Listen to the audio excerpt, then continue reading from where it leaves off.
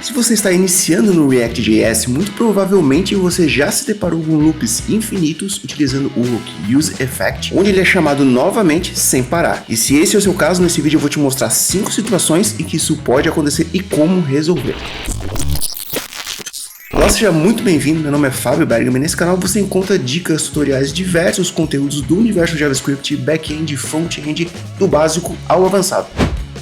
Antes de falar das situações em que loops infinitos podem ocorrer, a gente precisa entender um pouco do que é o useEffect e o que ele faz. O useEffect é um hook que permite atualizar dados e estados ou efetuar determinadas ações dentro de um componente. Ele é chamado sempre que o componente é renderizado, ou seja, quando ele é criado ou atualizado. E pode ser usado para buscar dados, fazer configurações ou atualizar estados dentro de um componente. Na prática, aqui a gente pode ver que o useEffect ele foi chamado assim que o componente foi criado e é chamado novamente sempre que eu clico no botão, já que o evento de clique do botão atualiza o estado count e isso gera uma nova renderização do componente. E agora que a gente entendeu pelo menos o básico do hook useEffect, vamos às 5 situações em que loops infinitos podem acontecer. Primeiro, atualizar estados dentro do useEffect sem passar dependências. Isso acontece porque se você atualiza um estado dentro do useEffect, o componente ele é renderizado novamente e o useEffect vai ser chamado de novo caso ele não tenha nenhuma dependência. E para evitar isso, você precisa utilizar o array de dependências do useEffect, e para esse caso específico eu vou colocar apenas um array vazio, mas isso não é uma boa prática também, eu vou falar o porquê um pouco mais para frente.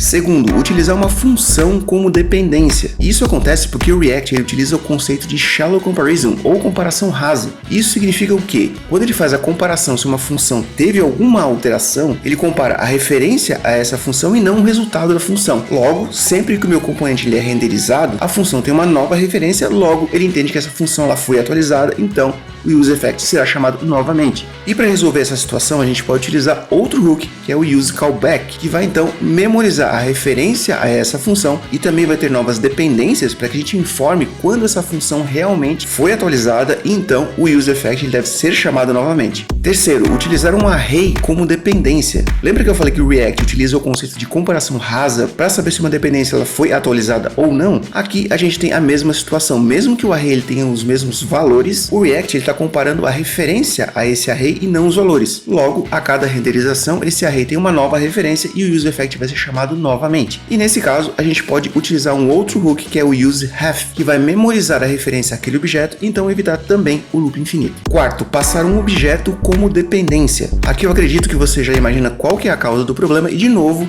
é a comparação rasa, já que o React ele não vai comparar os dados desse meu objeto e sim a referência. E a cada renderização, o meu objeto tem uma nova referência, então o useEffect será chamado de novo e de novo. E para resolver, a gente pode utilizar o useMemo, que é um outro hook do React que vai memorizar a referência a esse objeto e tem uma rede de dependências onde a gente pode passar algum dado para informar que a referência àquele objeto alterou e então o useEffect deve sim ser chamado novamente. Quinto, passar uma dependência incorreta. Digamos que você esteja atualizando um estado dentro do useEffect e você está passando esse estado como sendo uma dependência. Logo, esse estado está sendo sempre atualizado, então o useEffect sempre será chamado novamente. E nesse caso, passando uma rede de dependências vazio, a gente pode resolver esse problema, mas como eu falei, passar uma rede de dependências vazio não é uma boa prática. E por quê?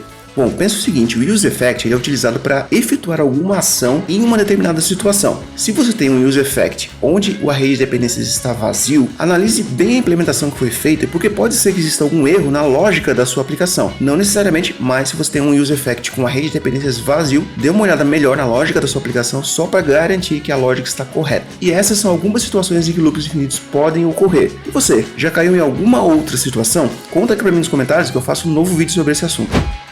E muito obrigado por assistir, não se esqueça de se inscrever no canal para não perder novos conteúdos e até o próximo vídeo.